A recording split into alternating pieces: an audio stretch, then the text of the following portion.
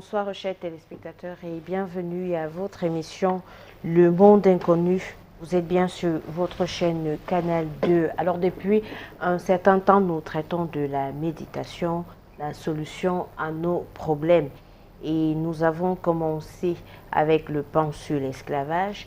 Aujourd'hui, je crois qu'il sera encore question d'esclavage, mais je vais laisser le soin au professeur Emmanuel Glipote qui m'accompagne et qui est d'ailleurs le concepteur de l'émission, de nous en dire un peu plus. Bonsoir, professeur. Bonsoir, Laura Agathe. Un bonsoir renouvelé à tous les téléspectateurs et tous ceux qui nous suivent sur YouTube, qui nous font confiance à travers le monde. Alors, nous allons parler de la méditation, donc méditation, vie spirituelle et esclavage à la première partie de la chronique. Et la deuxième partie, ça sera la servitude ou l'esclavage moderne. Parce qu'on ne peut pas méditer, on ne peut pas faire de la méditation comme on fait avec la prière. Justement, la prière a été créée pour bien asservir les gens. Donc, je pense que la méditation, pour que nous trouvions des solutions à nos problèmes, il faut que les gens comprennent que la méditation ne se fait pas comme ça se passe avec la prière. C'est ce qu'on essaye de montrer ce soir. Voilà. Alors, si vous voulez comprendre peut-être les différences ou alors pourquoi méditer et pas prier, nous vous invitons à rester des nôtres. Nous allons passer 90 minutes ensemble avec la chronique qui va se faire en deux parties. Vous aurez la réflexion et bien sûr, vous avez la possibilité de participer à l'émission en nous envoyant des messages via le numéro qui va s'afficher sur le bas de votre petit écran. Si vous êtes déjà bien installé, le train va quitter la gare et le prochain arrêt, c'est la première partie de la chronique de ce soir.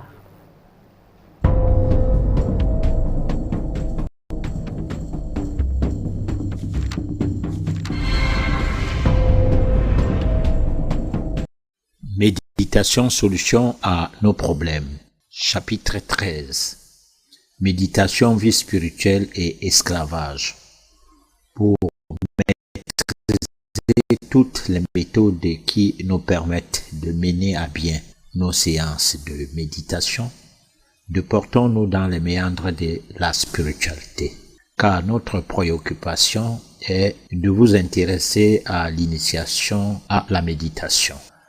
Cependant, il est question de savoir le comportement qu'il faut adopter pour être à même de mieux méditer ou mieux utiliser cet outil qu'est la méditation. Un esclave peut-il mener une vie spirituelle pour de vrai? En effet, c'est sur cette question que nous devons à présent focaliser notre entretien au cours de cette édition. Nous ne pouvons dire oui ou non si nous ne tenons pas à expliciter de quoi il est question réellement lorsqu'il faut parler de la spiritualité d'une personne esclave ou tout simplement d'un asservi. Pour répondre à cette question, la spiritualité, parlons-en. Est-il vrai que la spiritualité soit-elle à la portée de tout le monde? Essayons d'abord de définir ce qu'est la spiritualité, car elle se cache sous de multiples définitions. Elle est souvent conçue en quelque chose qui prend un caractère immatériel, par exemple la spiritualité de l'âme. Du côté moral, il s'agit d'une attention particulière à apporter sur certaines valeurs éthiques, sans oublier son concept qui s'intéresse à la relation à Dieu, où on s'apparenterait à une quelconque obédience ou à une religion donnée. Du point de vue philosophique, la spiritualité est la qualité de ce qui est esprit ou âme, indépendant de la matière. Il en ressort une notion qui se traduit par des pratiques métaphysiques qui trouvent de réponse dans l'expérimentation spirituelle. Pour des personnes en quête de la lumière subliminale, la spiritualité répond à un but, celui d'une exploration profonde de l'intériorité conduisant à l'éveil spirituel, une conversion intime ou de l'ascension à un état de conscience purement modifié pour s'implémenter en l'évolution de l'être intérieur en toute pérennité. Du côté religieux, la spiritualité est simplement question de croyances et pratiques qui concernent la vie de l'âme. Ici, on parle de la vie spirituelle dont les manifestations se traduisent en des domaines basés plus ou moins aux valeurs morales. Pourtant, métaphysiquement, une personne spirituelle est celle qui est en harmonie avec elle-même d'abord et d'avec tout ce qui l'entoure, la nature, les animaux.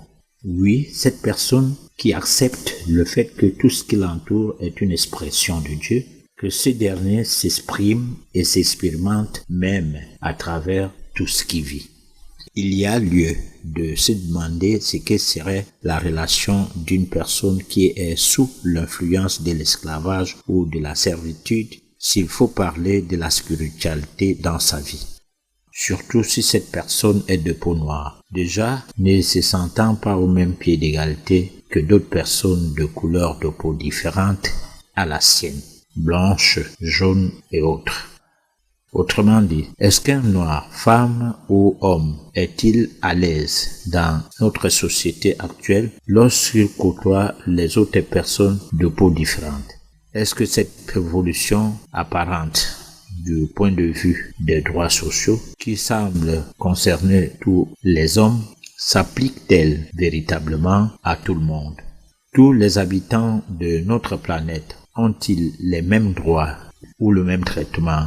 Que ce soit du domaine religieux, politique ou d'autres rapports sociaux, la finalité est de faire prospérer les rapports de force qui, d'ailleurs, de nos jours caractérisent tous les modes d'asservissement ou d'esclavage mis en marche, bien qu'on nous laisse croire que l'esclavage a été aboli.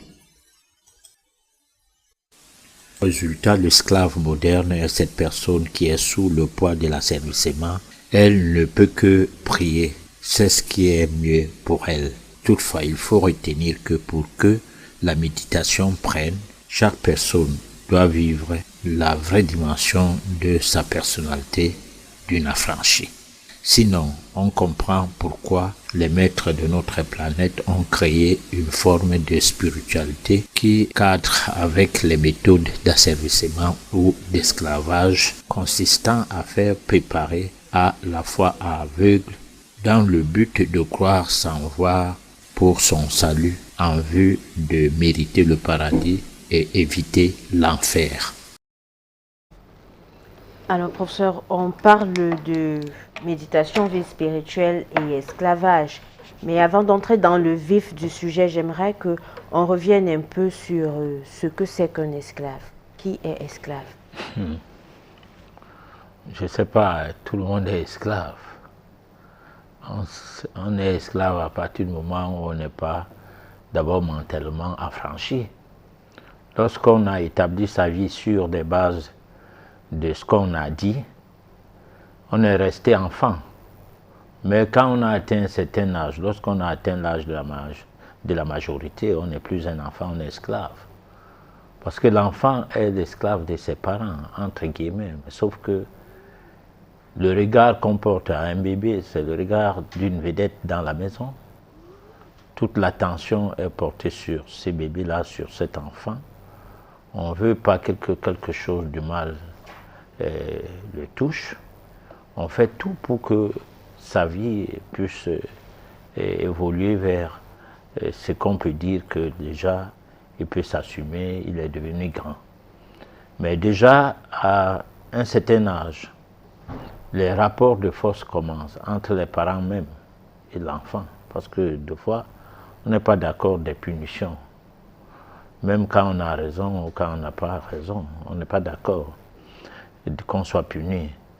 Et des fois, il y a des querelles, des échauffourées dans des ménages parce que monsieur a l'impression que madame ne veut pas l'écouter, vice-versa.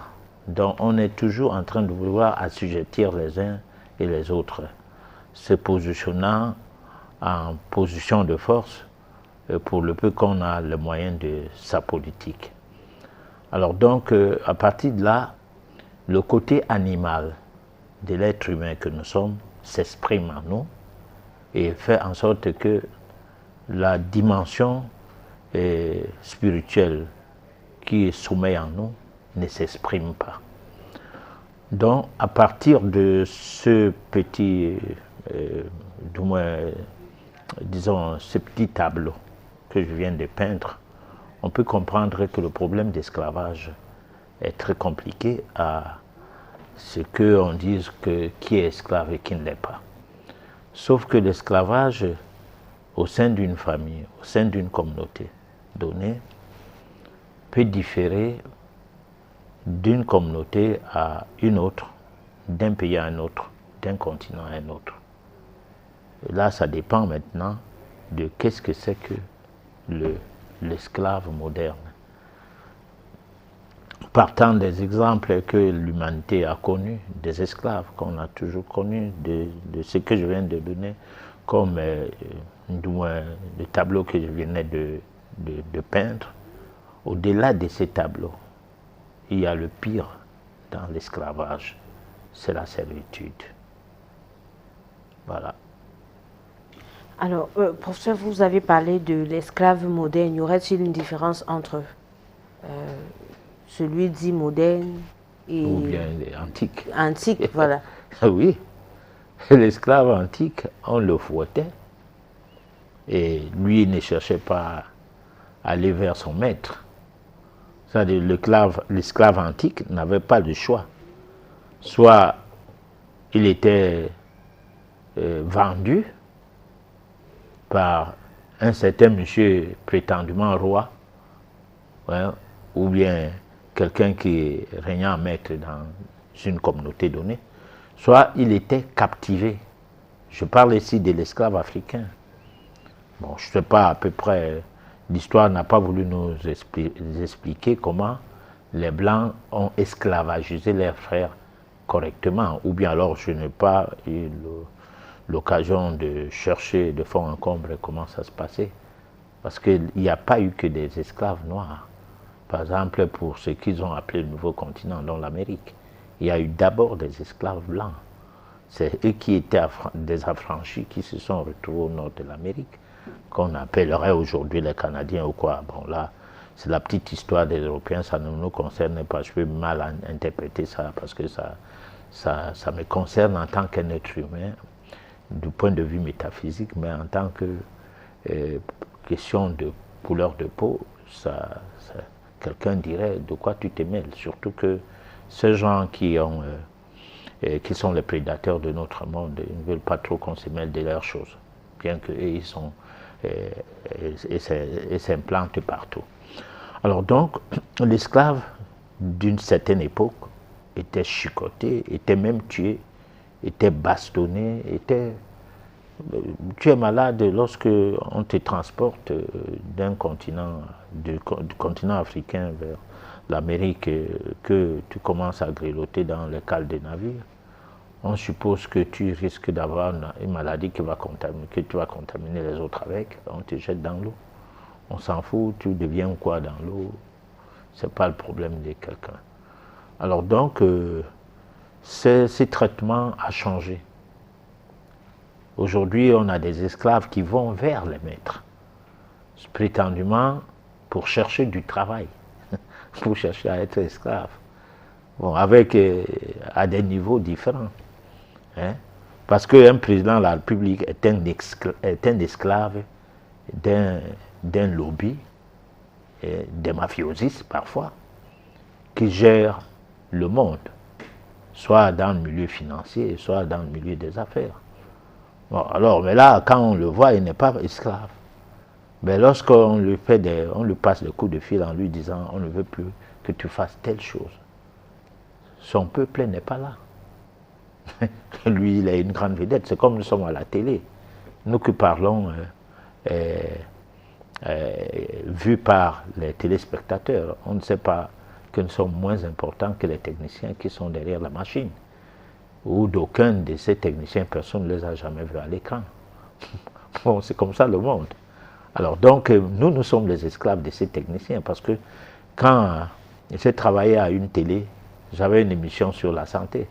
Le jour qu'on les donnait par le gombo, le courant se coupait. L'émission s'arrêtait au beau milieu. Alors pourquoi? Parce que La dernière émission, on attendait qu'on donne quelque chose, on n'avait pas donné.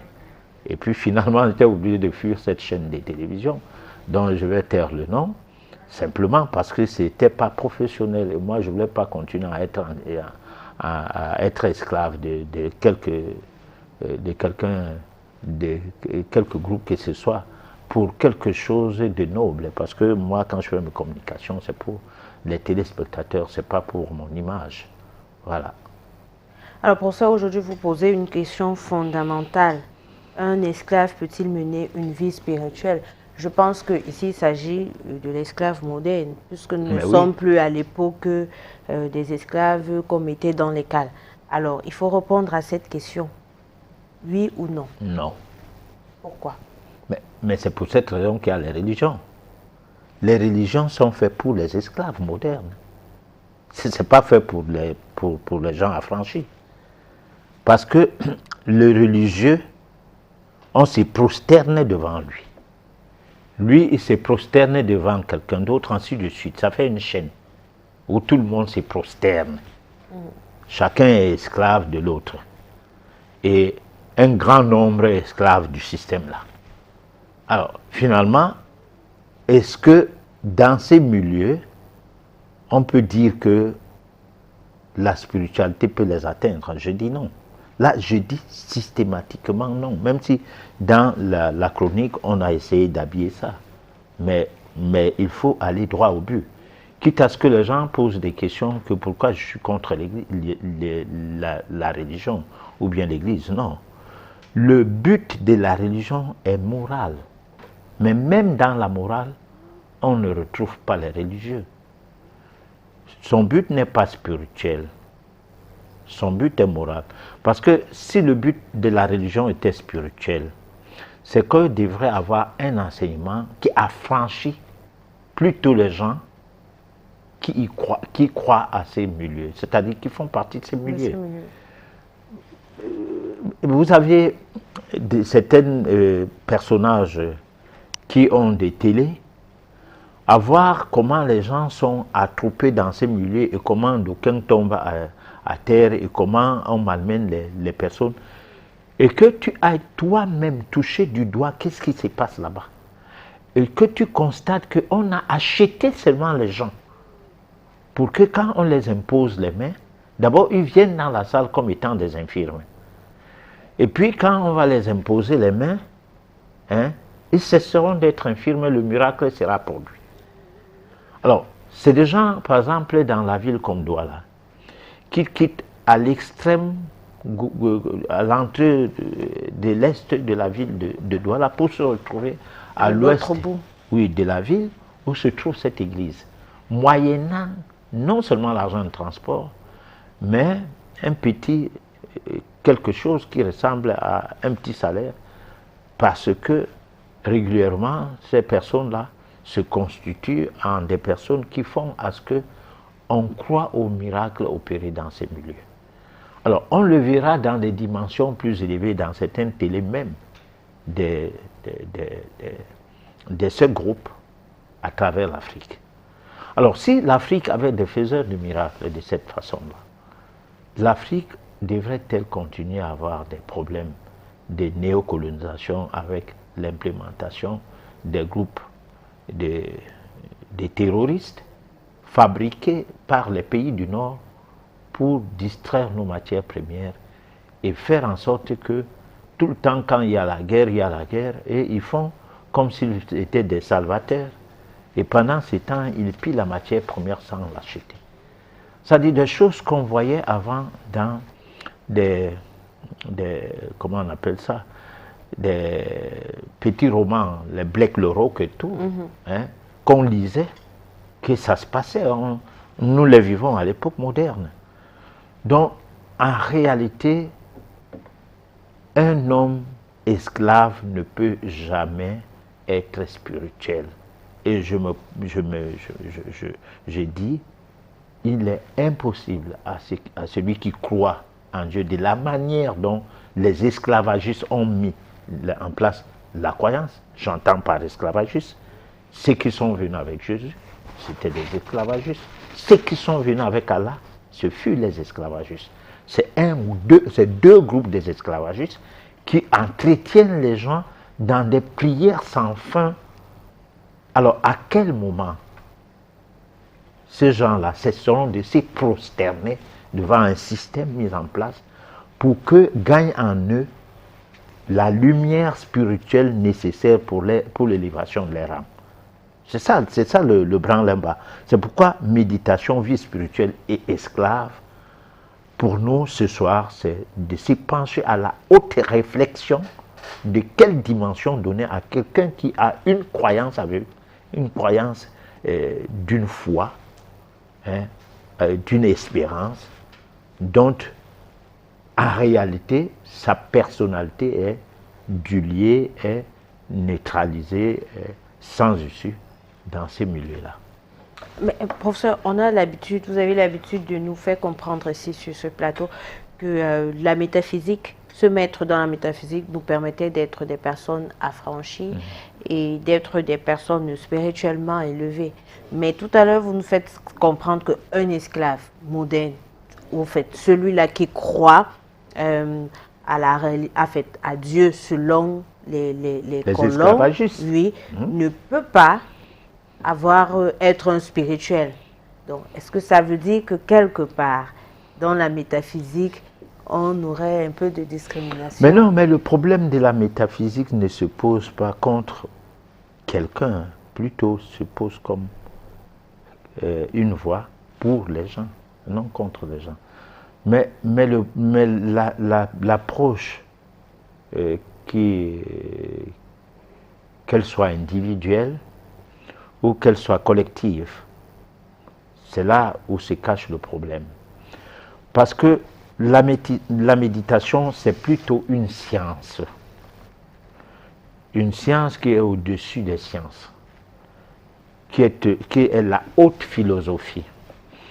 Alors, une personne qui veut faire dans la métaphysique commence déjà à avoir une emprise sur sa personne, dans le sens à dire je cesse d'être esclave. Parce qu'on ne fait pas la métaphysique comme on fait la religion. On ne fait pas avec la métaphysique comme on fait avec les sciences universitaires. Non? Même si dans les universités on parlait de la métaphysique, non. C'est une branche de la philosophie livresque. Une philosophie tissée par de toutes pièces pour rendre les gens téméraires. Alors, donc, c'est toujours des choses qui cadrent avec une certaine hégémonie. Parce que le système universitaire est un système où, quand tu atteins ces niveaux, on pense que on a tout fait avec toi jusqu'au niveau de baccalauréat. Maintenant, avec le niveau universitaire, tu rentres dans la cour des grands et tu ne dois pas déraper.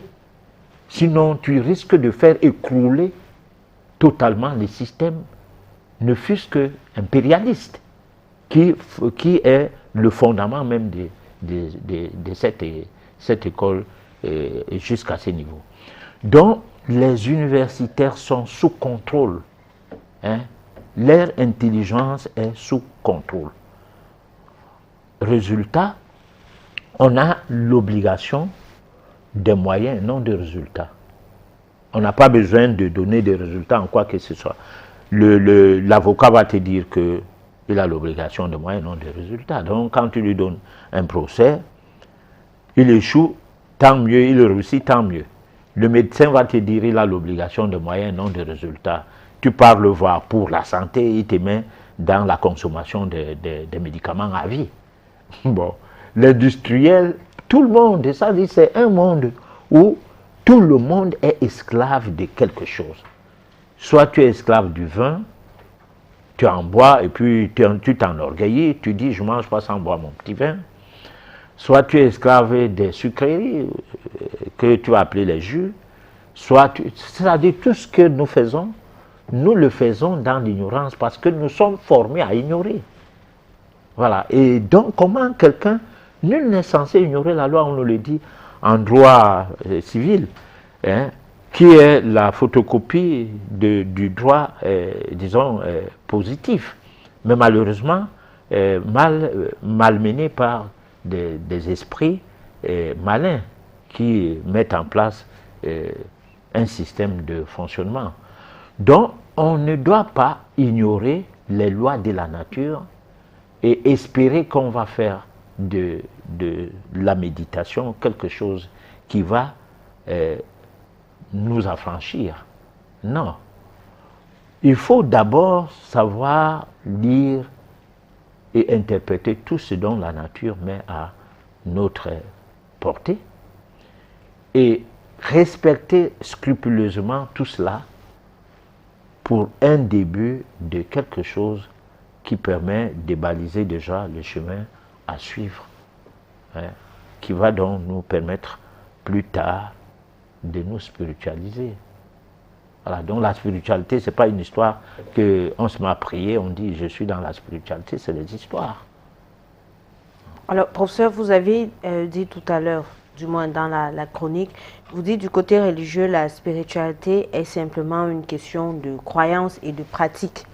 Par contre, du côté métaphysique, une personne est dite spirituelle lorsqu'elle est en harmonie avec elle-même, avec tout ce qui l'entoure, et bien sûr, le respect de la nature, des lois de la nature.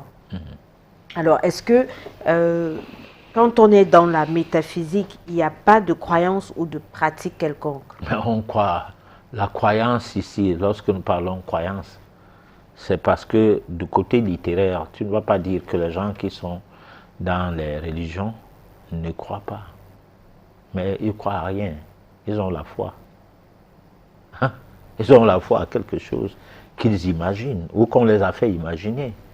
Parce qu'en fait, à un moment donné, bon, on commençait à s'imaginer qui était Jésus. Encore que des films sont là ici qui ont bénéficié d'un casting où certaines personnes de cette époque lointaine qui avaient gagné le marché, aujourd'hui ils renoncent, qu'on ne continue pas à utiliser leur image parce qu'ils n'ont jamais été Jésus. Bon, alors donc on imagine une chose et puis on fait gober ça aux gens. Et après un temps, les gens commencent à dire, c'est comme avant quand le sida arrive au Cameroun, en Afrique, les gens ne parlaient pas du sida, d'aucuns disaient arrêtez ça, c'est pour décourager les amoureux. Alors aujourd'hui, c'est tout le monde qui dit, bon, le port des préservatifs, les ceci, les cela. Donc, à force de dire les choses dans les médias, hein, on finit par croire à ces choses et on n'est plus croyant. Mais on a foi à ces choses. Parce qu'en fait, qu'est-ce que moi j'entends par croire? Si quelqu'un dit que je crois au sida, qui nous dise comment lui, il a isolé le virus du sida. On utilise les réactifs, on utilise plein de choses.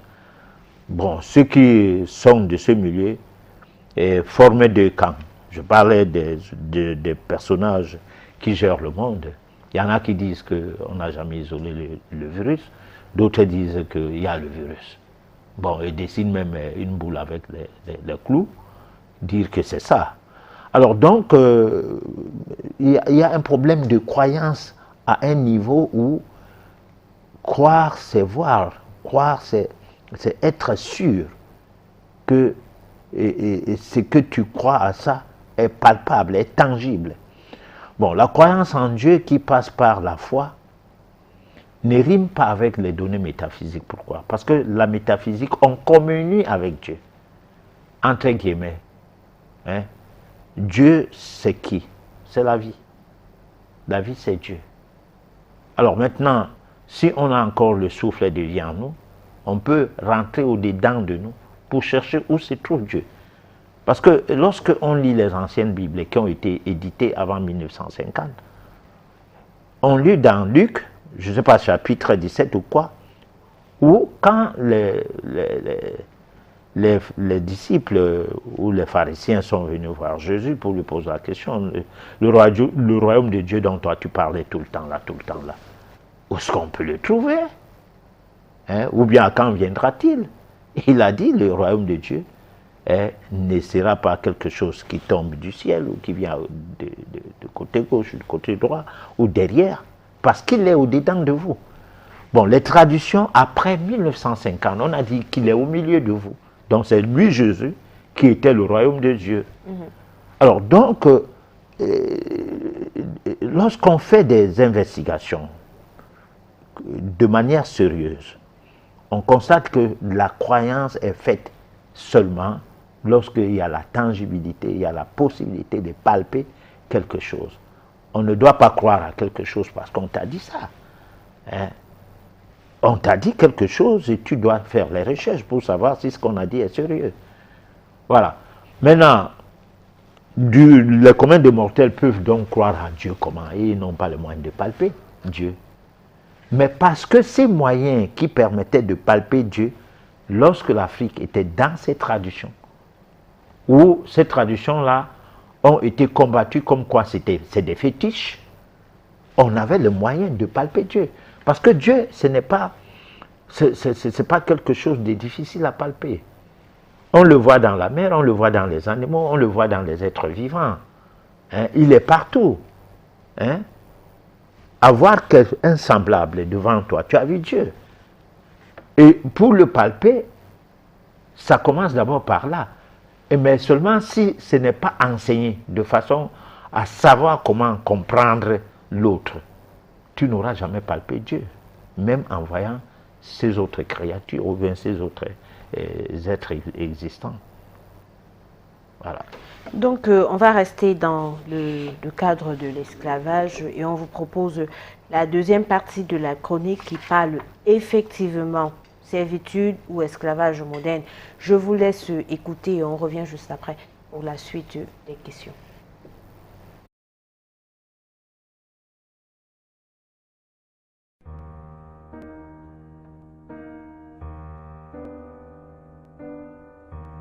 La servitude moderne est une servitude volontaire, consentie par la foule des esclaves qui rampent à la surface de la terre.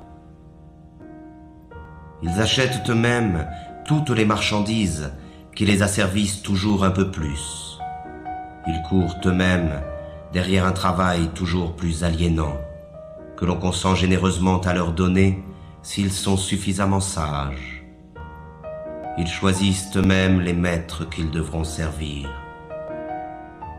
Pour que cette tragédie mêlée d'absurdité ait pu se mettre en place, il a fallu tout d'abord ôter aux membres de cette classe toute conscience de son exploitation et de son aliénation. Voilà bien l'étrange modernité de notre époque. Contrairement aux esclaves de l'Antiquité, aux serfs du Moyen-Âge ou aux ouvriers des premières révolutions industrielles, nous sommes aujourd'hui devant une classe totalement asservie, mais qui ne le sait pas, ou plutôt, qui ne veut pas le savoir. Ils ignorent par conséquent la révolte, qui devrait être la seule réaction légitime des exploités. Ils acceptent sans discuter la vie pitoyable que l'on a construite pour eux. Le renoncement et la résignation sont la source de leur malheur. Voilà le mauvais rêve des esclaves modernes, qui n'aspirent finalement qu'à se laisser aller dans la danse macabre du système de l'aliénation.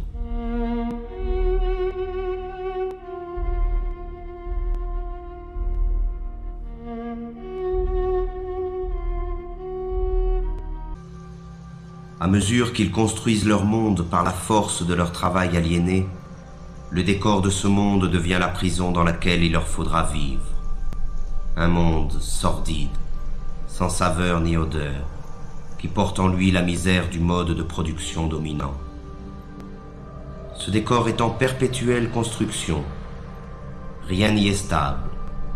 La réflexion permanente de l'espace qui nous entoure trouve sa justification dans l'amnésie généralisée et l'insécurité dans lesquelles doivent vivre ses habitants.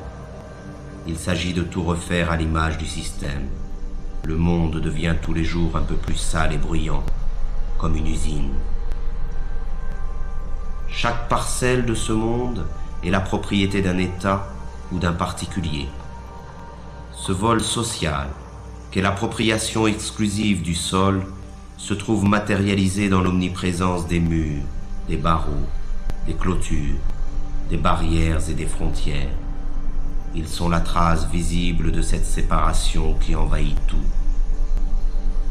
Mais parallèlement, l'unification de l'espace selon les intérêts de la culture marchande est le grand objectif de notre triste époque. Le monde doit devenir une immense autoroute, rationalisée à l'extrême, pour faciliter le transport des marchandises. Tout obstacle, naturel ou humain, doit être détruit. L'habitat dans lequel s'entasse cette masse servile est à l'image de leur vie. Il ressemble à des cages, à des prisons, à des cavernes. Mais contrairement aux esclaves ou aux prisonniers, l'exploité des temps modernes doit payer sa cage.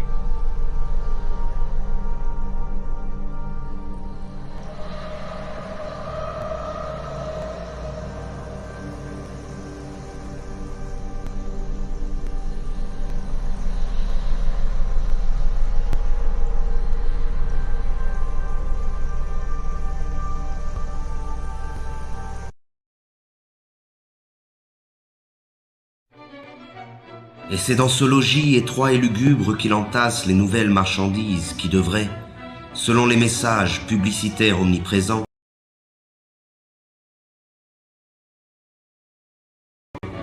lui apporter le bonheur et la plénitude.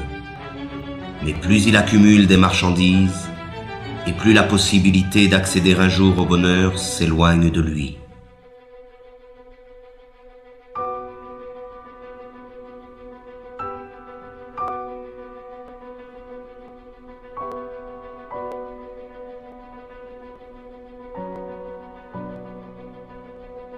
La marchandise, idéologique par essence, dépossède de son travail celui qui la produit et dépossède de sa vie celui qui la consomme. Dans le système économique dominant, ce n'est plus la demande qui conditionne l'offre, mais l'offre qui détermine la demande. C'est ainsi que de manière périodique, de nouveaux besoins sont créés qui sont vite considérés comme des besoins vitaux par l'immense majorité de la population. Ce fut d'abord la radio, puis la voiture, la télévision, l'ordinateur et maintenant le téléphone portable. Toutes ces marchandises, distribuées massivement en un laps de temps très limité, modifient en profondeur les relations humaines. Elles servent d'une part à isoler les hommes un peu plus de leurs semblables et d'autre part à diffuser les messages dominants du système. Les choses qu'on possède finissent par nous posséder.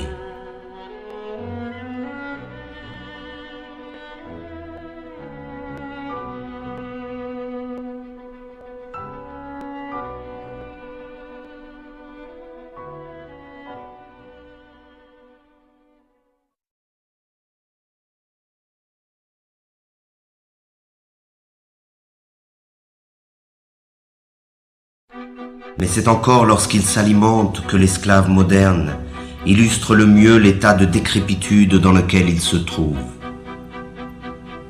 Disposant d'un temps toujours plus limité pour préparer la nourriture qu'il ingurgite, il en est réduit à consommer à la va-vite ce que l'industrie agrochimique produit. Il erre dans les supermarchés à la recherche des ersatz que la société de la fausse abondance consent à lui donner. Là encore, il n'a plus que l'illusion du choix. L'abondance des produits alimentaires ne dissimule que leur dégradation et leur falsification. Il ne s'agit bien notoirement que d'organismes génétiquement modifiés, d'un mélange de colorants et de conservateurs, de pesticides, d'hormones et autres inventions de la modernité. Le plaisir immédiat est la règle du mode d'alimentation dominant, de même qu'il est la règle de toutes les formes de consommation. Et les conséquences sont là qui illustrent cette manière de s'alimenter. Mais c'est face au dénuement du plus grand nombre que l'homme occidental se réjouit de sa position et de sa consommation frénétique. Pourtant, la misère est partout où règne la société totalitaire marchande. Le manque est le revers de la médaille de la fausse abondance. Et dans un système qui érige l'inégalité comme critère de progrès, même si la production agrochimique est suffisante pour nourrir la totalité de la population mondiale, la faim ne devra jamais disparaître. Alors, nous venons de vous proposer la deuxième chronique. Je crois que une fois de plus, on parle cette fois-ci de l'esclavage moderne et la vidéo nous a pu déterminer à chaque niveau l'alimentation, la consommation en termes d'achat de tout ce qui est ameublement, machin. Bref, tout le système économique actuellement serait un moyen de domination pour ceux-là qui est, en fait, pour nous autres qui suivons ce système-là. Alors, professeur, dans ce monde donc, où l'esclavage antique n'est peut-être plus là, mais l'esclavage moderne qui pas apparemment, mais qui est plus fort, parce que, ayant englobé la majorité de la population mondiale, alors comment est-ce qu'on pourrait donc arriver à intégrer la métaphysique qui pourrait permettre à ce que, à un moment donné, on se réveille de cet esclavage que nous-mêmes nous acceptons peut-être inconsciemment? Alors justement, c'est pour cette raison que peut-être ceux qui nous suivent depuis, c'est ceux qui viennent de nous, de se brancher à nous ce soir, et qui voient qu'on parlait de la méditation, la solution à nos problèmes, se poserait la question, ça veut dire quoi la méditation? D'une part, et puis lorsqu'on critique la prière, ils vont dire, mais attends, mais cette histoire-là, ce gens-là ne croient pas en Dieu, c'est lesquels gens ça? Alors, mais ceux qui nous suivent tout le temps, ils peuvent comprendre maintenant pourquoi, depuis que nous parlons de la méditation, depuis l'année dernière, nous les avons promenés partout. Et nous sommes en train de percer l'abcès à l'heure actuelle, en essayant de tout faire pour marteler le fait qu'on ne peut pas faire la méditation qui nous permettrait de sortir de nos problèmes à la va-vite ou en simplifiant la chose, comme pour dire que on va rester avec des astuces proposées ici et là. Du jour au lendemain, on commence à faire la méditation. Non, il faut prendre conscience d'un certain nombre de choses. Alors, si nous prenons cette vidéo qu'on vient de suivre là, comme quelque chose qui illustre la société telle qu'elle est aujourd'hui, et que nous avons vraiment le souci, de manière individuelle d'abord déjà, de voir évoluer notre vie. Parce qu'il y a une évolution matérielle qui fait dire que lorsque on est à Paris, on est mieux que lorsqu'on est au Cameroun, ou bien lorsqu'on est aux États-Unis ou au Canada. Bon, sauf que les gens qui y sont et qui ont atteint un niveau de compréhension, bien que ne venant plus rester ici, ne tenant pas absolument à venir ici, parce qu'il y a un problème d'affinité par rapport à son environnement, parce qu'il y en a d'autres qui sont en ville, à Douala, qui ont des villages à des 300 km, 400 km de la ville de Douala et qui ne sont pas en train de retourner chez eux, alors que ce n'est pas aussi difficile. Alors, tout cela, c'est peut-être juste l'accoutumance, mais à un niveau d'élévation spirituelle, on ne sait pas trop à quoi une ville dépasserait un village. On ne sait pas trop. Au contraire, on ne ressent pas la ville comme on ressent le village, à un niveau spirituellement élevé, parce qu'on est dans un environnement où ça s'applique les lois de la nature, et lesquelles lois de la nature obéissent à l'être qu'on est. Parce que si nous prenons par exemple, nous qui sommes des habitants de la planète Terre, la Terre nourrit le monde minéral, la Terre nourrit le monde végétal et la Terre nourrit le monde animal. Alors maintenant, si à un moment donné, on n'est plus concerné par la Terre, c'est-à-dire que la mamelle nourricière qu'est la Terre devient plutôt quelque chose de laissé pour compte pour qu'on aille vers l'industrie alimentaire, l'agroalimentaire. Et là, manger des choses totalement artificielles qui détruisent notre système immunitaire, qui obligent à ce que nous ayons des épidémies, même quand bien même on ne les fabrique pas, mais qui se fabriquent en nous seuls, du fait d'un déséquilibre qui arrive à un moment donné où les cellules de notre corps, qui sont les êtres vivants, sont dépourvues des substances nutritives nécessaires pour leur survie, du moins pour leur vie, et se mettent dans une situation de survie, parce que là, on va voir d'un côté les éléments vitaux et de l'autre côté les éléments caloriques. Et dans les éléments vitaux, c'est ce qu'on va chercher dans la nature. Ces éléments ayant devenu absents, on se retrouve dans les éléments caloriques, et puis on n'a que dans la calorie, là c'est la mesure calorique, c'est la chaleur, donc on n'a que ce qui réchauffe le corps. Et à un moment donné, il y a des crépitudes et les cellules vont commencer à périr une à une au profit des cellules malignes, parce que certaines cellules vont s'adapter.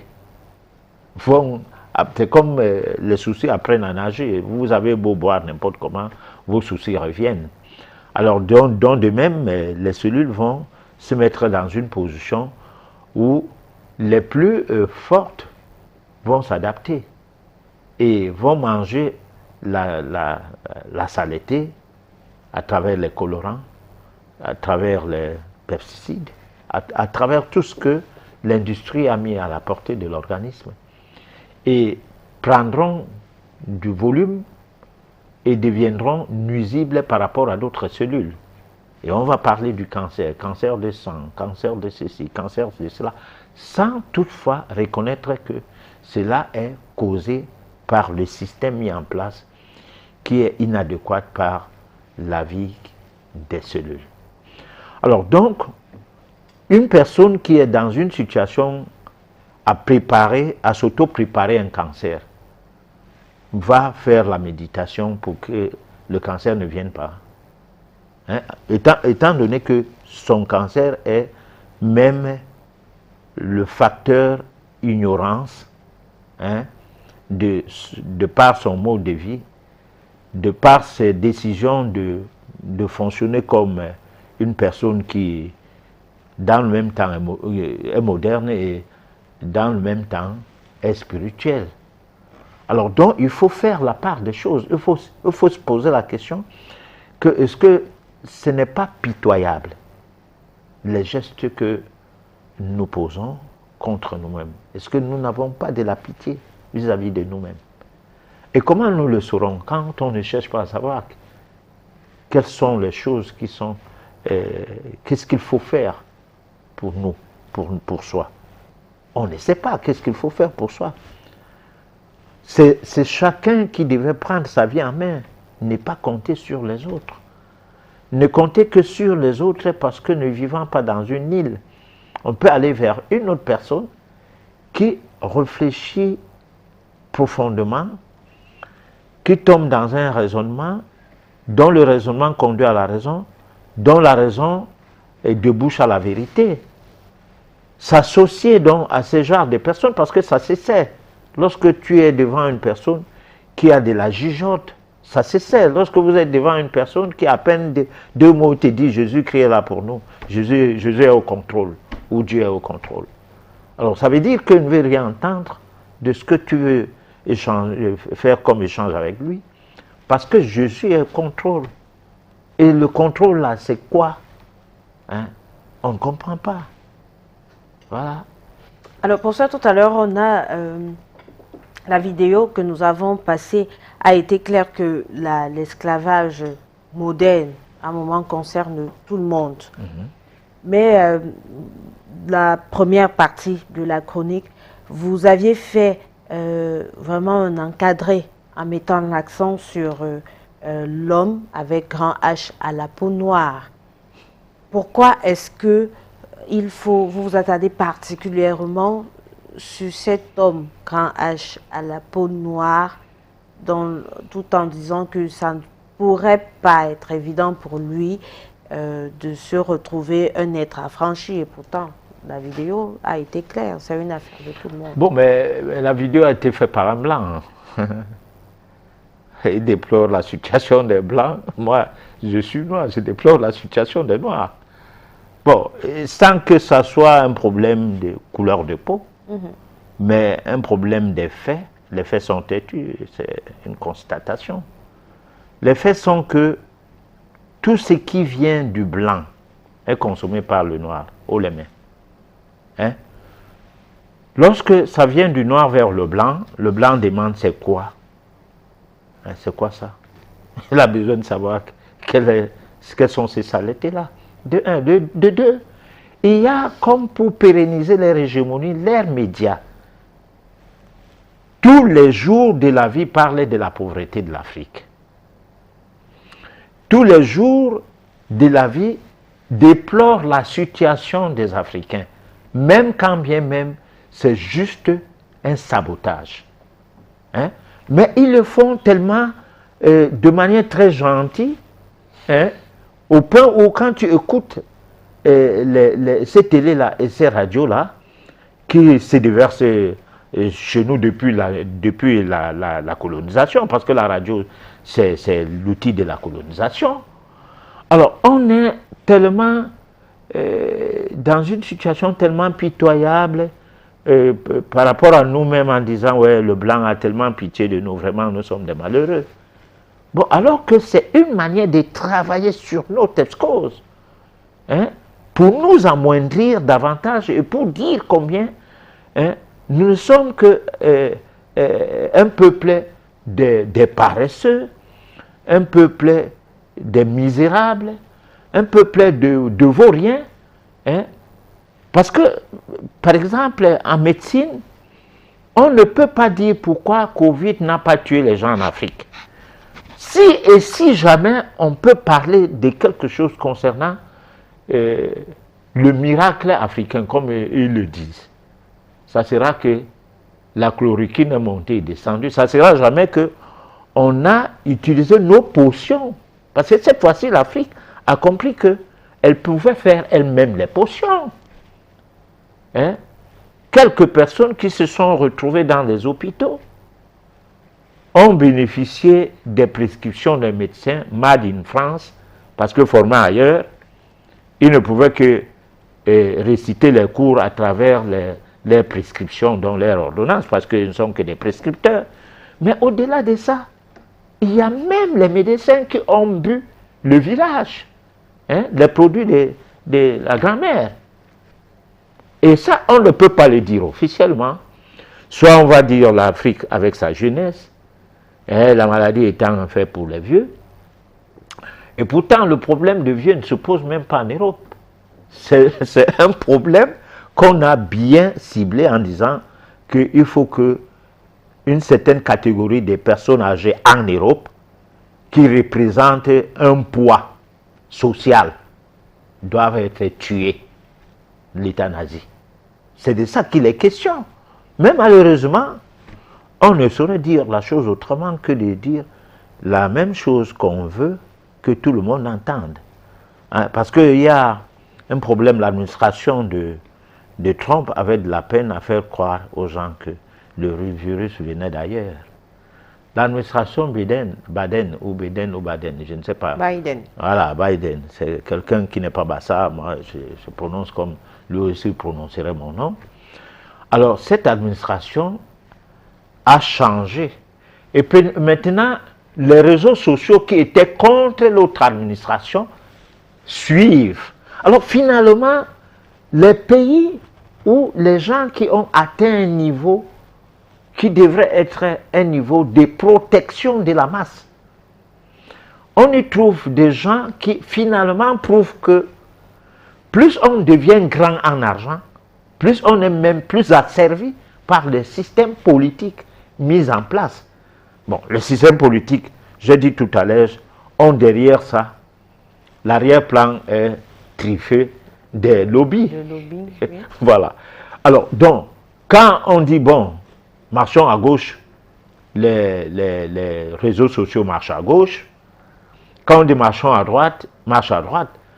Vous pouvez être étonné que l'émission que nous faisons ce soir, la semaine prochaine, soit supprimée.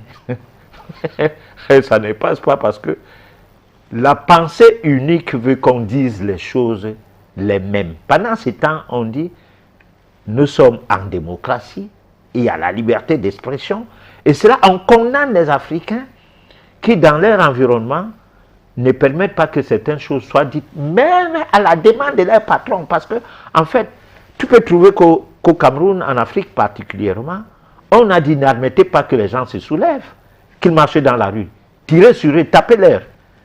Bon, mais c'est lui qui dit ça. C'est celui-là qui dit France-Afrique ou bien France-Outre-mer. On ne le voit pas. On voit seulement celui qui tape.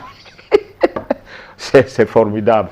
Donc nous sommes les Noirs d'un genre de personnages qui, d'un autre côté, on se prosterne devant une certaine forme d'idolâtrie.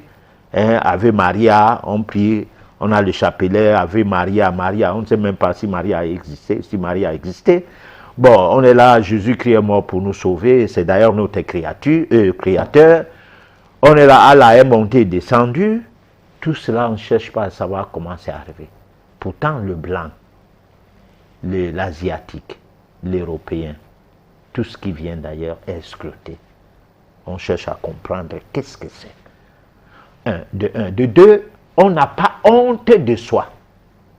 Il faut voir dans la ville notre accoutrement. Tu vois comment je suis habillé ce soir. Hein? Bon, alors, c'est pour dire quoi? C'est pour dire qu'il ne fait pas chaud à Douala. Bon, mais je me mets en veste pour dire quand même que, bon, écoute, je suis quand même un noir évolué. Voilà l'homme noir. On met les cheveux, on met ceci, on met cela. On est tout, on est dans tout, et les autres sont dans rien en nous. Hein? Voilà, c'est ça le mal.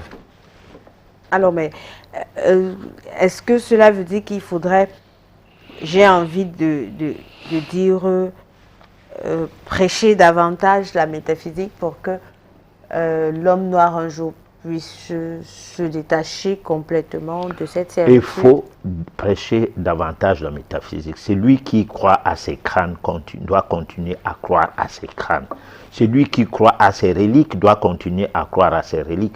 C'est ce qui va lui permettre de rentrer en phase avec les dévanciers au cours du sommeil et avoir un songe révélateur de comment s'est passée la tradition avant que ne viennent les imposteurs pour nous désolidariser de nos forces. Hein? C'est ça. Mais si tu abandonnes complètement même l'idée, même l'envie d'aller vers les crânes, même l'envie d'aller vers la tradition de chez toi, qu'elle soit coutumière ou qu'elle soit quoi, comment tu vas rentrer en contact avec les tiens? Lorsque c'est ton prénom qui est ton vrai nom, tu n'aimes pas qu'on appelle ton nom, qu'on t'appelle pas ton nom. Parce que c'est évident. Alors, ton ancêtre te reconnaît comment? Parce que les mots émettent des vibrations. Ces vibrations sont électromagnétiques. Si tu es en position de réception, que tu es devenu réceptacle de ces vibrations-là, tu ne peux que le devenir par le biais du nom. Quand on prononce ton nom, les mots ont les lettres ont des sons, les sons sont des puissances, et l'ensemble de ces puissances-là émettent des vibrations électromagnétiques qui attirent quelque chose de positif en toi par rapport au passé généalogique de ta famille. Alors tout cela, on a abandonné. Et quand on nous donnait les prénoms, nous, on ne comprenait pas où ce qu'on nous amenait. Parce que lorsqu'on voit les films comme Kutankinte, où le gars, il a cessé, il a dit qu'il n'est pas Toby, lui il est Kutankinte. Bon, c'est un film, mais c'est un fait. Hein? Parce que si on t'amène dans un autre pays, tout petit, on te laisse avec ton nom. Ça te permet à ce qu'un jour, quelqu'un de ces pays-là arrive dans le pays où tu te trouves. Toi qui ne sais pas que les gens aient existé avec ces noms quelque part. Tu ne sais même pas comment tu as eu ces noms. Mais quelqu'un venant de loin va entendre parler de ton nom, Nyek. Il va dire, mais attends, qu'est-ce que Nyek vient faire ici? Il va t'approcher et te dire, c'est toi qu'on appelle Nyek? Tu dis oui. Bon, ok. Tu es Nyek d'où? Ah, je ne sais pas. Tu es né où? Je suis né ici. Alors, pour ne pas te choquer, il va rester tranquille, mais il va commencer maintenant à chercher comment tu es né là, qui était avec toi, qui étaient tes parents et tout. Finalement, il va constater que ton père était son cousin, ou bien il était son oncle. Hein? Voilà comment il va te découvrir. Et s'il te découvre comme ça, c'est quelque chose qui prend un lien qui va loin, loin, loin avec toi jusqu'à te donner à ta vie une autre orientation. Tu cesses d'être un hybride. Tu deviens une personne authentique. Voilà. Alors, professeur, dans les éditions précédentes, on a eu des questions qui nous demandaient, enfin des téléspectateurs qui ont posé des questions comme quoi est-ce que le colon a eu recours à la métaphysique pour pouvoir arriver à asseoir, à conquérir le monde? Mais le colon, c'est un prédateur. Est-ce que le lion a besoin de prier Dieu pour aller manger les animaux? C'est un animal bien bête, des bêtes, parce qu'il ne sait rien travailler que tuer. Hein? Les bœufs, les chameaux, tous les herbivores là, vivent des herbes qui, quelque part, donnent la chance à l'environnement où on est. Mais les félins sont des destructeurs. Si vous avez, disons, un troupeau de bœufs et que les possibilités de les garder ne soient pas effectives, les lions étant dans le coin vont tout finir, tu n'auras plus rien. Bon, mais que les animaux mangent les herbes n'importe comment, ça va tout pousser. Sauf si vous en avez tellement d'animaux. Hein. Par exemple, si vous mettez 40 bœufs sur un hectare, bon, les herbes aussi vont finir. Donc, alors, dans la chaîne alimentaire, il y a des catégories. Et en métaphysique, en fonction de la catégorie où on se trouve, la dimension spirituelle voudrait qu'on ne fasse pas certaines choses. Par exemple, l'homme résolument devenu humain ne peut pas continuer à manger les bêtes qui sont d'une basse classe. Il peut par exemple manger les feuilles en tenant compte des sommités, les parties frêles des feuilles qui font épanouir la plante sans la tuer. Il peut bien manger d'autres choses dans la nature. Il peut prendre du miel, il peut prendre des fruits, il peut prendre plein de choses sans tenir compte, sans que cela soit destructif. Donc, un homme évolué devient humain. Le blanc n'est pas humain, il ne faut pas en prendre pour exemple. Non, ça ne veut pas dire tous les blancs. Je dis mentalité blanche, je ne dis pas l'homme blanc. Je dis mentalité d'un blanc qui est un explorateur, qui est un esclavagiste, qui est tout sauf un protecteur de l'humanité, qui ne protège rien dans l'humanité, qui agit comme si aujourd'hui, plus que jamais, parce que les gens qui ont gouverné le monde, le général de Gaulle et tout, Léopold II, ont fait des choses pour eux-mêmes, non pour leur pays. Mais ils sont où aujourd'hui? Ces choses qu'ils ont fait pour eux, ça a donné quoi? Hein? Mais sauf que certaines des choses qui ont été à l'avantage de leur pays, fait aujourd'hui qu'on les glorifie. Mais quand quelqu'un venait en Afrique, quand il prenait l'or pour lui. Hein? Quand il mettait des champs de veilla ou bien de coton, les retombées de ces champs, c'était pour lui et sa famille. La famille royale. Ce n'était pas pour la Belgique et tout. Alors donc, à un moment donné, il faut se poser la question, est-ce la méditation est faite donc pour les prédateurs? La spiritualité, c'est un problème de prédation ou bien c'est un problème d'évolution de l'âme? Si c'est oui, la réponse à cette question, c'est que les Blancs n'ont donc pas médité pour faire ce qu'ils ont fait, parce que la méditation ne va pas dans le sens à faire évoluer négativement la société, ne fût-ce qu'une société riche matériellement, mais pauvre spirituellement. Voilà. Alors, professeur, ça veut dire que ce qu'ils ont fait, soit la religion ou autre chose, serait donc plus fort que les traditions africaines, plus que quand les Blancs arrivent en Afrique, ils trouvent les Africains avec leurs dieux, avec leurs croyances. Mais comment est-ce qu'on peut donc expliquer qu'ils viennent, ils arrivent à nous faire sortir de nos croyances pour nous rendre des hommes acculturés et aujourd'hui esclaves?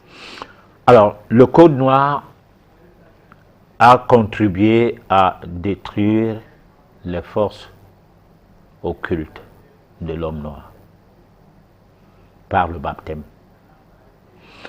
Après, la colonisation est venue baptiser les gens par force. Le baptême, c'est le symbole même de la destruction de la personnalité d'un individu. Et ce n'est pas des choses qu'on est allé, venez nous baptiser, non. On a tiré sur les gens. Si vous voulez, on va passer une vidéo où c'est illustré. Parce que moi, je parle que sur les faits. Je ne raconte pas les histoires qui me plaisent. Je ne suis pas dans une communication d'opinion. Je suis dans une communication où je déplore une situation.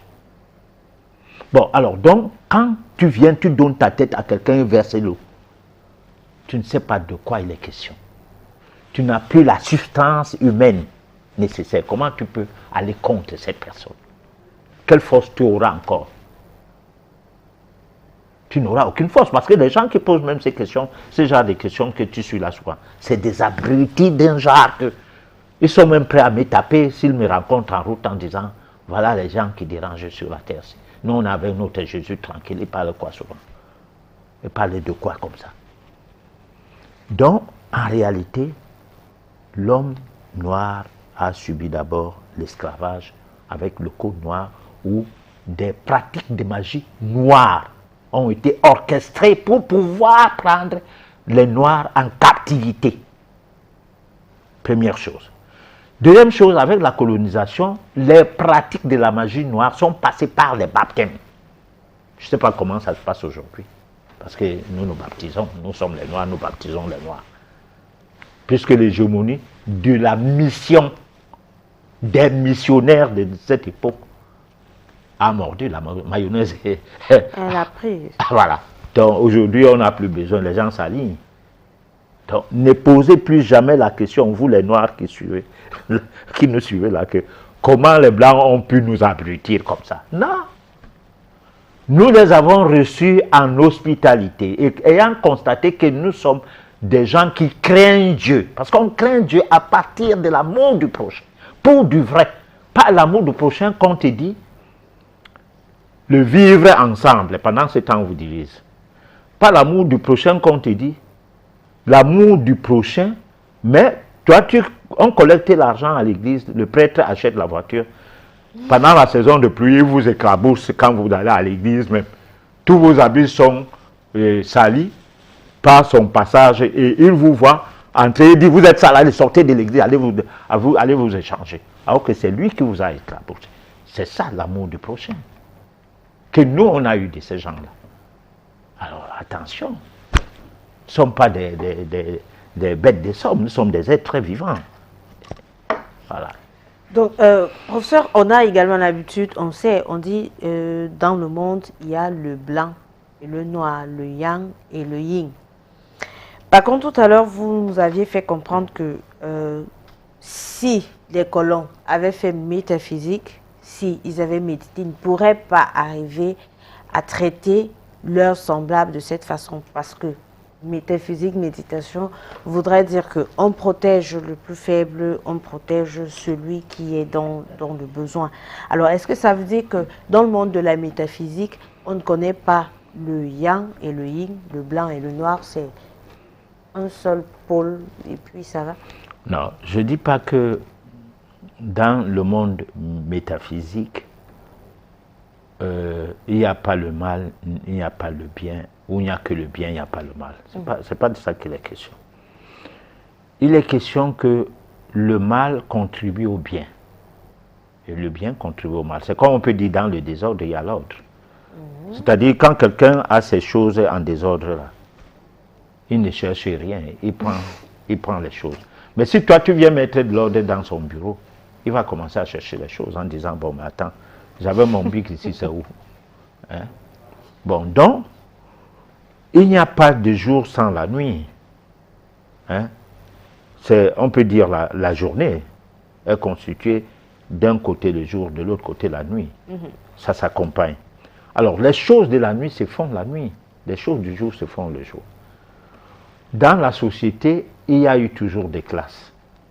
Toujours. Il y a eu des rois en Afrique. Hein? La première constitution du modèle des constitutions que les États ici et là ont aujourd'hui part de l'Afrique. Donc il y avait des rois, il y avait des personnages qui avaient des esclaves, qui avaient des serviteurs. Hein? Bon, mais cela ne veut pas dire que c'était une bonne chose. Cela veut dire que l'homme est en évolution. L'homme évolue. Il part de l'état embryonnaire, il évolue. Et c'est cette évolution-là que nous cherchons à partager à tout le monde à travers ce programme. C'est-à-dire que les gens prennent conscience que tu ne vas pas évoluer quand l'autre veut évoluer. Il va évoluer en t'écrasant. Cherchez à évoluer en tenant compte que lui, il veut évoluer, toi aussi tu veux évoluer. Quand vous êtes dans une entreprise, si le chef d'entreprise ne met pas un climat convivial entre vous tous, il y aura le mouchardage. Parce que chacun veut être tout proche du chef et avoir l'estime du chef. Quand bien même il n'y a pas de complications pour faire fonctionner l'entreprise, on va vouloir que le chef voulant avoir une mainmise sur l'entreprise, lui souvent étant absent, met ses oreilles et ses yeux sur des gens qui veulent moucharder. Bon, mais tu vas trouver une autre société que si vous voulez, vous venez au travail, vous ne voulez pas, vous ne venez pas au travail. Et si l'entreprise ferme, c'est vous tous qui perdez. Et là, c'est une autre formule qui peut faire en sorte qu'à un moment donné, les gens prennent l'entreprise comme les choses parce qu'ils trouvent que ce que nous faisons, c'est contre-productif à nous-mêmes. Voilà. Et là, on n'a pas de mouchards. Voilà. Donc, on va proposer, on va donner la possibilité aux téléspectateurs de réfléchir un peu. On vous propose une vidéo et puis on revient pour la suite de l'émission.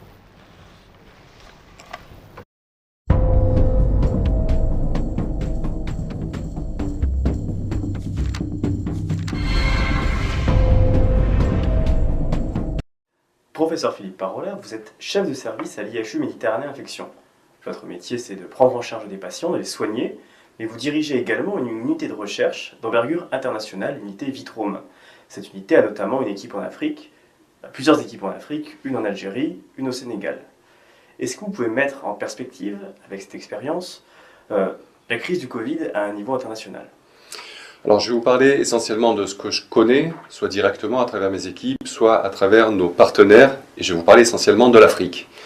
Ce qui nous a marqué au début de l'épidémie, c'est que l'OMS et les organismes et d'autres agences internationales prévoyaient une catastrophe en Afrique. Dès les premiers mois, on voyait passer des chiffres comme 300 000 morts prévus en Afrique. Ça ne s'est pas passé du tout. Là, on est 1 an plus tard. Je pense qu'on doit être autour de 120 000 morts en Afrique, c'est-à-dire un petit peu plus qu'en France, finalement. Et donc, il est intéressant de mettre ça en perspective, et notamment, vous voyez beaucoup dans les médias comparer la France à l'Europe et aux États-Unis. Et moi, je vais vous donner quelques éléments de comparaison de notre pays par rapport à l'Afrique. Alors, les indicateurs que nous avons, c'est bien sûr le nombre de cas, vous voyez beaucoup ça dans les médias. Ce qui nous intéresse, nous, un peu plus en termes de soins, ce sont les hospitalisations, la réanimation. Mais ce qui est important également, pour voir l'impact réel de l'épidémie dans la population, c'est la mortalité, le nombre de morts rapportés à la population. Alors bien sûr, l'Afrique, ce n'est pas un continent homogène, mais on peut regarder quelques pays. Et quand je m'étais intéressé à ces données avec mes collègues africains, j'avais été frappé de voir, fin 2020, le nombre de morts, la différence entre le nombre de morts par habitant en Europe et en Afrique. Si on prenait la Belgique, fin 2020, on était à 155 pour 100 000 habitants. Le Royaume-Uni, 96. La France était à 86. Loin derrière, très loin derrière, on retrouvait le Maroc, 20 morts pour 100 000 habitants. L'Algérie, on était à 6. Le Sénégal à 2. Le Mali, le Niger et les 2 Congos étaient inférieurs à 1 mort pour 100 000 habitants. On est 6 mois plus tard. Aujourd'hui, quand on regarde ces chiffres à nouveau, eh bien la Belgique est à 200 morts pour 100 000 habitants. Le Royaume-Uni, 190. La France, 156. La Suède, dont on a beaucoup parlé, est derrière nous, 136. Et puis le Maroc, 25, le Congo, 14, la Mauritanie, 10, l'Algérie, 7, le Sénégal, 6, sans parler du Mali et du Niger qui sont inférieurs à 3. Donc vous voyez que dans ces pays du Sud, on a une mortalité ramenée au nombre d'habitants qui est très très nettement inférieure à ce que nous avons vécu en France, à ce qui a été vécu en Europe, mais aussi aux États-Unis. Comment expliquer ces différences entre les pays d'Europe et les pays d'Afrique? Alors là aussi, avec mes amis africains, nous avions été frappés par 2 revues qui étaient sorties dans les plus grands journaux de science, le journal Science, le Nature Microbiology Reviews, et il y avait des hypothèses. Ce qui était intéressant, c'est que parmi les auteurs de ces articles, dans ces grands journaux, il y avait peu ou pas d'Africains. Alors il y avait des hypothèses qui étaient la génétique, des hypothèses immunologiques, il y avait des hypothèses liées au groupe sanguin. Il parlait d'ailleurs assez peu des variants, qui pourraient tout à fait être une hypothèse. Et puis, quelque chose qui nous a frappé, c'est qu'aucun de ces 2 articles ne parlait du traitement, de la prise en charge précoce, du test précoce dès que possible, et beaucoup de pays africains l'ont mis en pratique. Alors il y a plusieurs choses. Je pense déjà que ces pays-là, nos amis d'Afrique, que ce soit l'Afrique du Nord, que ce soit l'Afrique subsaharienne, notamment les pays francophones que nous connaissons bien, ont peut-être plus l'habitude que nous de gérer les crises sanitaires notamment. J'ai longtemps travaillé en Afrique où j'ai eu à gérer des épidémies de rougeole, des épidémies de méningite qui avaient un impact important dans la population. Donc gérer des crises sanitaires de façon pragmatique, je pense qu'ils savent faire, peut-être mieux que d'autres.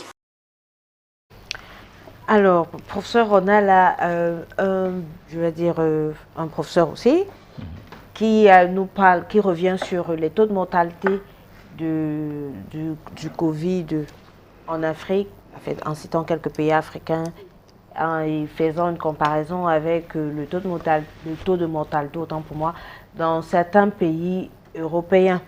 Un commentaire là-dessus pour ça? Ah non, mais les gens nous ont suivis. Hein. Je crois que on n'a pas à commenter des choses que les gens doivent réfléchir eux-mêmes. Bon, voilà. On revient avec nos chroniques avant d'aller vers nos téléspectateurs qui nous ont envoyé des messages. Professeur, moi j'aimerais bien savoir, parce que là il faut qu'on réponde bien à la question, est-ce que, là je ne vais plus dire un esclave, mais je vais dire, est-ce qu'un homme noir actuellement pourrait arriver à être affranchi? Puisque personne ne peut être affranchi, puis alors l'homme noir. Personne ne peut être affranchi. Tout ce qu'on a là dehors, les églises et tout, c'est difficile. Bon, peut-être en Asie, parce que l'Asie a un autre comportement. Ils ont un comportement castique. C'est-à-dire que il y a des gens qui sont dans les traditions et ils n'ont jamais abandonné les traditions. Bon. Donc, ils n'ont pas suivi la colonisation de la même manière que nous. Ils ne se soignent pas de la même manière que nous. On a abandonné nos forêts, nos arbres et tout, pour se mettre dans des produits artificiels qui nous donnent des maladies chroniques, via les effets indésirables qui deviennent pathologiques finalement. Ils ne sont pas concernés par ça. Alors, donc l'Afrique a de la peine à démarrer parce qu'il y a plein d'intellectuels diplômés et d'intellectuels réfléchis en Afrique. Et que nous sommes, qu'ils se présentent comme les modèles. D'ici peu, des débats politiques ne vont plus avoir beaucoup d'adhérents. C'est-à-dire tout ce qu'il y a à la télé le dimanche là, hein, dans les chaînes de télévision qui insultent les vieux, qui mettent les gens en situation où ils s'engueulent, juste les uns et les autres, d'aucuns voulant devenir des ministres, et chercher des nominations et tout. Tout cela, ça commence à plomber. Quelqu'un préfère voir un film que de regarder ces débats-là. Parce que ça devient un disque rayé. Alors, pourquoi? Parce que c'est entretenu par des gens égoïstes, malins. Ils ne défendent pas la cause de l'Afrique, ils ne disent pas la vérité. Ils savent bien qu'est-ce qui ne va pas en Afrique, mais ils n'en parlent pas. Pour certains, d'autres ne savent rien de tout ça. Donc, c'est un peu compliqué pour le noir africain, mais nous espérons que un morceau de sucre, c'est quand même notre émission. On jette ça un peu dans un seau, donc on va voir ce que ça donne. Voilà. On va, bien sûr, si la technique nous le permet, on va prendre le SOS téléspectateurs pour apporter des réponses aux questions des téléspectateurs.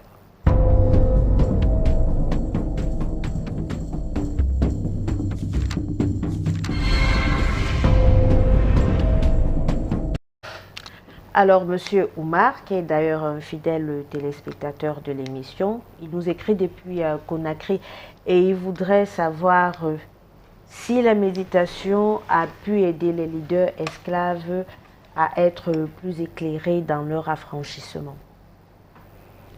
Ah, je ne sais pas. Moi, je ne sais pas si les esclaves qui ont été affranchis l'ont été affranchis par le biais de la méditation. Je crois que les esclaves, à un moment donné, sont devenus encombrants. C'est pourquoi il y a eu l'affranchissement. Ce n'est pas que c'était un cadeau. Parce que souvent, les gens font comme si on ne sait pas comment les choses se sont passées. Quand tu as des gens que tu as déjà trop profité d'eux, que tu ne sais pas comment faire, tu les déverses ailleurs. Quand on est venu créer les pays en Afrique, où on a pris des tonnes de personnes pour aller déposer, Libéria, tout ça là. C'est parce que les esclaves devenaient encombrants, c'est pas parce qu'il y avait eu affranchissement de gaieté des cœurs. Parce que pourquoi cet affranchissement n'a pas continué jusqu'à abandonner l'idée d'esclavagiser les gens chez eux, sous prétexte qu'on les colonise. Voilà. Bonsoir à vous sur le plateau. J'ai fait les églises de réveil plusieurs fois, mais je ne me sentais pas à l'aise et je ne fais pas la tradition. Ne fréquentons pas les marabouts. Là, la question, elle est vraiment, vraiment compliquée. Alors, je vais résumer. Hein. La personne aurait des rêves et des visions en permanence. Il aimerait bien savoir qu'est-ce qui serait à l'origine de ces visions. Ça, je résume juste le message parce qu'il est... Bon, mais là, je pense que la personne, on s'en tiendra à ce qu'elle nous appelle hors antenne à ces numéros, aux heures ouvrables, entre 9h et 17h ou 18h, on va s'entretenir avec elle pour mieux comprendre son problème, quoi. Bonsoir à vous en studio. J'aimerais savoir si Dieu est vraiment visible physiquement ou par des signes. Alors, nous ne pouvons pas voir Dieu parce que lui, il est de tout l'univers l'essence. Chaque planète a ses vivants ou ses créatures ou quoi. La Terre, les vivants de la Terre sont le produit du sol, de la Terre. Les vivants du Soleil, de la Lune sont les produits du sol, de la Lune, ainsi de suite. Donc nos yeux étant le produit du sol de la Terre, ne peuvent pas voir les choses ou des créatures ou quoi d'un certain genre étant du produit du sol de la Lune. Donc il faut changer d'équipement, essayer de voir comment faire fonctionner des outils qui vont plutôt travailler maintenant à la place de nos yeux pour voir si la Lune, par exemple, Mars, Vénus et tout, est habitée ou pas. Et si oui, ses habitants sont comment? C'est comme tu veux voir les microbes. Les microbes sont avec nous, mais il faut un équipement. Voilà, c'est de ça qu'il est question. On ne peut donc pas voir Dieu, que lui, il est tout ça à la fois. On peut le ressentir, et à partir du ressentir, que tu peux communier maintenant avec lui. Voilà. Bonsoir, le plateau, c'est Armel de PK14. J'aimerais savoir si nous devons toujours suivre les traditions malgré les sacrifices qu'ils impliquent, ou finalement les suivre et en changer certains aspects qui les caractérisent. Il y a toujours les sacrifices partout. Si vous avez des problèmes, des sacrifices, ne mangez plus les moutons, ne mangez plus les porcs, ne mangez plus les chèvres et les poules, les coqs. Ce n'est pas parce qu'on tue un truc pour soigner quelqu'un que c'est dangereux et qu'on ne le tuerait pas pour manger. Ou bien pour manger c'est bon, ce n'est pas un sacrifice. C'est tout un sacrifice. Moi je pense que moi personnellement, il n'y a rien à sacrifier qui puisse couler le sang. Donc quand par exemple je peux avoir un malade qu'il faille que je travaille avec lui sur le plan métaphysique, hein, une délivrance, je ne vais pas tuer le coq. À la limite, on peut utiliser peut-être quelque chose qui vient du coq, de la poule, l'œuf. Mais là, c'est moins grave. Voilà. Donc, il ne faut pas parler du sacrifice parce que l'Église a dit que les sacrifices ne sont pas bien. Quels sont les mangeurs des bêtes à dépasser les hommes de l'Église? Et quand on tue un animal, c'est un sacrifice. Pourquoi le sacrifier pour sa famille et ne pas le sacrifier pour sa maladie? Voilà. Alors, s'il vous plaît, qu'appelez-vous le yang et le yin? Ah, le pour et le contre, c'est tout. Le positif et le négatif. On a un autre message. Bonsoir à vous. On ne sait plus quoi croire. Bref, en fait, je vais résumer. La personne voudrait savoir ce qu'il y a lieu de faire parce qu'on dit aller chez le marabout, c'est diabolique. Bon, de toute façon, on a la fin du temps, mais le problème de qui est marabout, qu'il soit diabolique, le monsieur qui soigne les gens, qu'on l'appelle marabout, qu'on l'appelle tradipraticien ou guérisseur, c'est un thérapeute. Pourquoi le thérapeute africain est diabolisé et le thérapeute blanc n'est pas diabolisé? Un psychiatre, c'est un charlatan, attitré, c'est-à-dire avec beaucoup de diplômes. Hein, il est neuropsychiatre de ci et de ça. Son travail ne va pas avec le scanner pour savoir pourquoi quelqu'un a des troubles mentaux. Il n'y a pas d'analyse du sang. Il n'y a rien qui lui permet de prescrire les psychotropes. Un charlatan attitré. Il n'est pas condamnable parce qu'il a les diplômes du blanc, surtout quand tu es noir. Mais quand tu vas dans l'arrière-plan de quelqu'un qui, depuis la nuit des temps, a hérité des connaissances traditionnelles des thérapies, non, tu ne pars pas chez les charlatans. Va à l'église, on prie pour toi. Oh non, soyons sérieux quand même. Professeur, nous sommes arrivés au terme de notre émission. Un dernier mot pour la conclure. Nous allons parler de la méditation jusqu'à faire à ce que les gens commencent à méditer très bien et ils sortent de l'esclavage. C'est là notre but. Voilà. Vous l'avez compris, on a été ravis de vous savoir nombreux ce soir avec nous. On se donne rendez-vous mardi prochain à la même heure et sur la même chaîne. Surtout, n'oubliez pas que vous pouvez réécouter votre émission sur YouTube d'ici la fin de la semaine. D'ici là, je vous souhaite de rester en très bonne santé et à mardi prochain.